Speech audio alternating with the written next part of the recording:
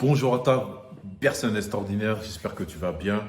Tu vas voir que je vais enchaîner des vidéos, je suis habillé pareil, c'est normal parce que j'ai pris une journée et j'enchaîne directement les vidéos parce que j'avais envie de, voilà, avec les personnes avec lesquelles j'ai parlé ces derniers temps, je me suis dit, bah là, il faudrait que je mette un peu plus d'études de cas pour te donner des réponses à tes questions. Donc, je t'invite à t'abonner et à pas hésiter à me poser des questions sur le business de l'organisme d'information. Donc ici, tu es sur la chaîne de Rafiki Mentor et on parle de business, surtout de la formation.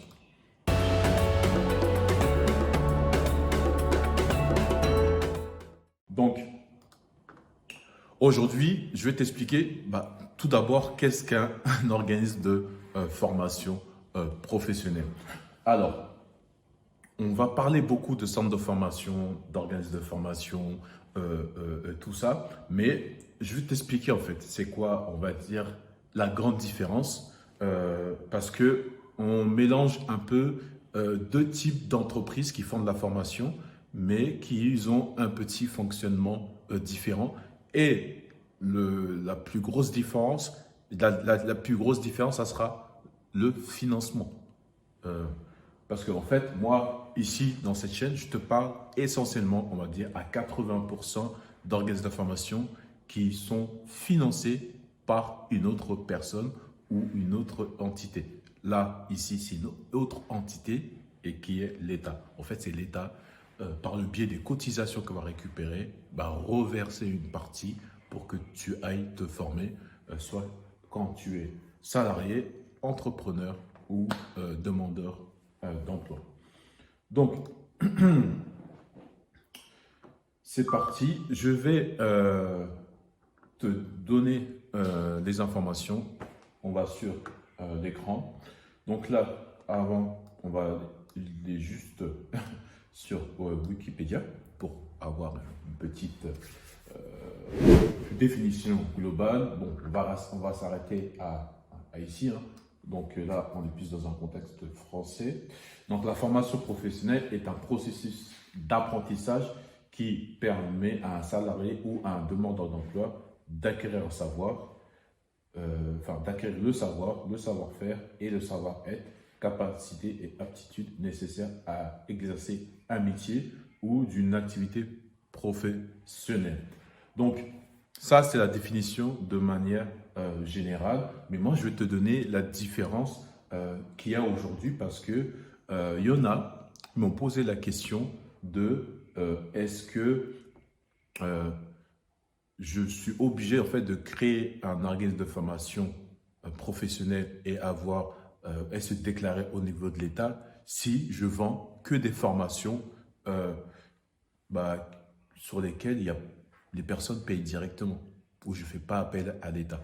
Donc, on va venir sur le tableau et je vais t'expliquer, je vais te montrer directement la différence. Donc, la différence entre un OF, je te parle de OF, organisme de formation, un OF déclaré et un OF non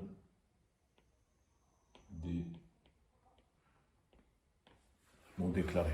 Donc la grosse différence, ça sera tout simplement en majeure partie le financement. Ici, tu peux être un organisme de formation, donc avoir dans ton statut juridique ou dans ta déclaration d'auto-entreprise de dire voilà que je vais transmettre de la formation, tout simplement. Donc ici, la grosse différence, ça sera ici pas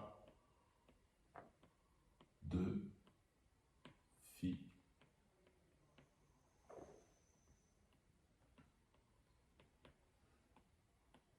de l'État. Ça ne veut pas dire qu'il n'y a pas de financement de la part de l'État, que tu ne peux pas vendre de la formation. Attention, c'est deux choses différentes. Et si tu te déclares ici, bah, du coup, tu es soumis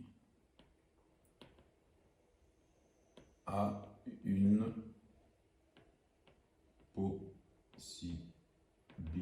possibilité de prise en charge. Pourquoi je te donne un gros, euh, une grosse réponse? Parce que je peux faire tout simplement que je peux dire finançable par l'État. En fait, c'est pas. En fait, dans le discours, ça fait partie d'une vidéo que je vais faire sur la chaîne. Les 5 erreurs qu'on fait comme organisme de formation, c'est dans la communication. En fait, en gros, on n'a pas forcément, enfin, on n'a pas le droit de dire que c'est finançable à 100%. Parce que le 100% dépend en fait de la demande. Donc du coup, toi, tu ne peux pas être à la place de l'organisme financier.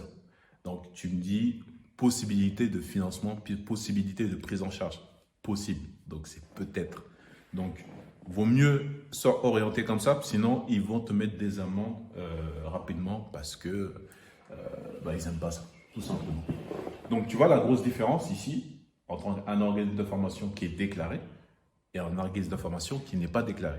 Celui qui est déclaré, il sera soumis à une possibilité de demander des prises en charge. En gros, les clients, ils viennent, ils ont un fonds public qui existe par rapport à leur situation. Ils vont faire la demande de ce fonds pour pouvoir utiliser chez toi, dans ton organisme de formation. Donc, et l'OF qui n'est pas déclaré, ça, ce n'est pas un problème. Si vous n'êtes pas déclaré et que vous avez créé une école privée, enfin, tu peux l'appeler école privée, tu peux mettre centre de formation, mais tu n'es pas déclaré, tu peux vendre de la formation. C'est juste qu'elle ne sera pas finançable par l'État. Il n'y aura pas de possibilité de financement par l'État, tout simplement. Donc, moi, ici, sur cette chaîne, moi, je vais te parler essentiellement, on va dire à 80%, parce que je vais te montrer aussi comment vendre des formations qui ne sont pas financées par l'État, parce que le but, c'est que une des erreurs que beaucoup font, c'est se concentrer à 100%. Vaut mieux, même si ta stratégie à aller sur des formations prises en charge par l'État, et aussi une sécurité où tu vends de la formation qui n'est pas prise en charge.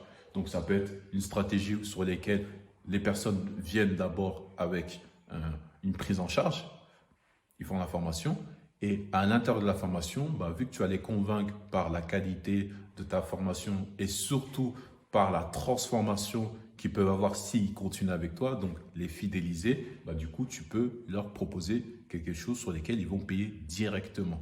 Comme ça, voilà, tu n'es pas coincé. Tu n'es pas coincé à 100% où ton chiffre d'affaires dépend à 100% de l'État. C'est très dangereux. Je l'ai fait.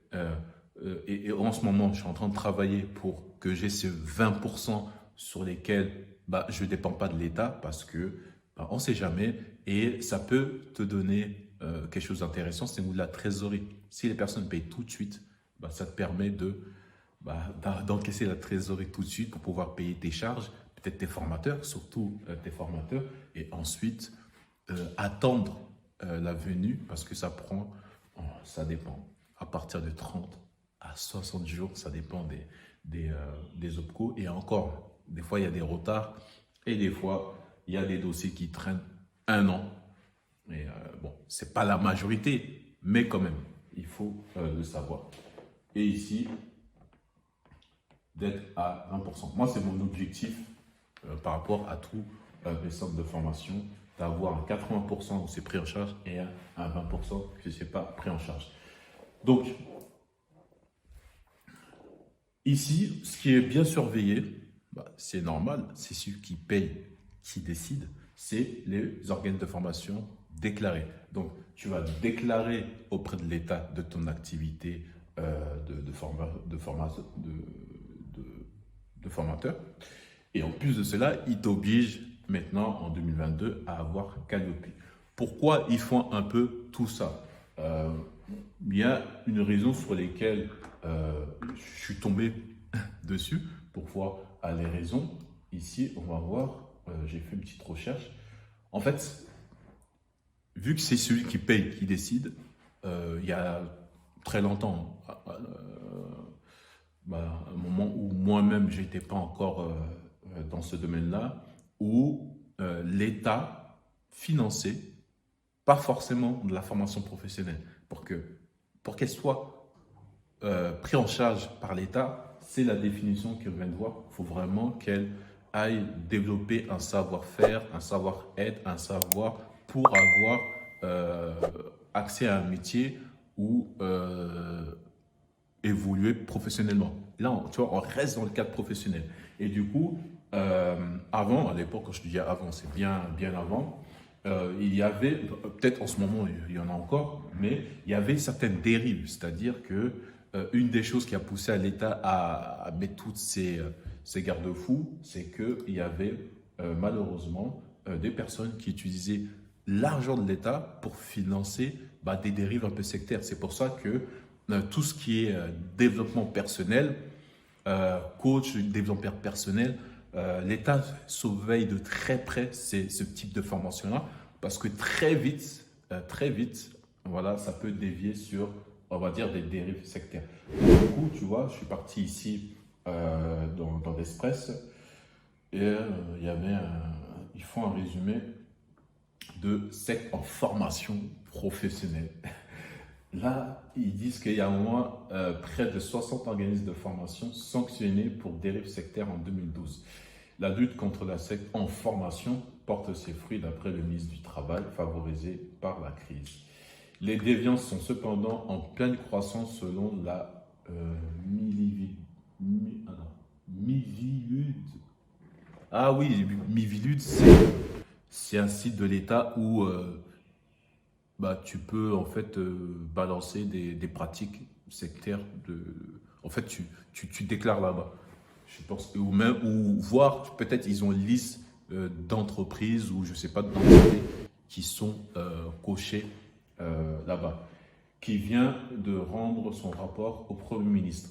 Donc tu vois, là, c'est pour ça que quand tu fais un peu plus de développement personnel, des fois j'ai envie de te dire, faire attention parce que la manière dont tu vas ramener ta formation, elle peut être refusée parce qu'ils ont une mauvaise compréhension et parce que, à cause de tout ce qui s'est passé, ils sont à cheval. Hein. C'est celui qui paye qui décide. Donc voilà pour cette vidéo où je t'explique qu'est-ce qu'un organisme de formation et surtout, si tu veux faire de la formation qui n'est pas financée par l'État, c'est possible. Ça, tu peux appeler ça école privée ou école d'ingénieur, tu peux l'appeler comme tu veux, mais toi, la grosse différence entre un organisme déclaré ou pas, ça sera au niveau du financement. Qui finance? Si c'est tes clients en direct, pas la peine de déclarer auprès de l'État, mais si tu veux que c'est l'État qui finance à la place de tes clients, là, c'est celui qui paye, qui décide, et là, tu es obligé de t'adapter à toute la réglementation. Donc voilà pour cette vidéo et je te dis à la prochaine.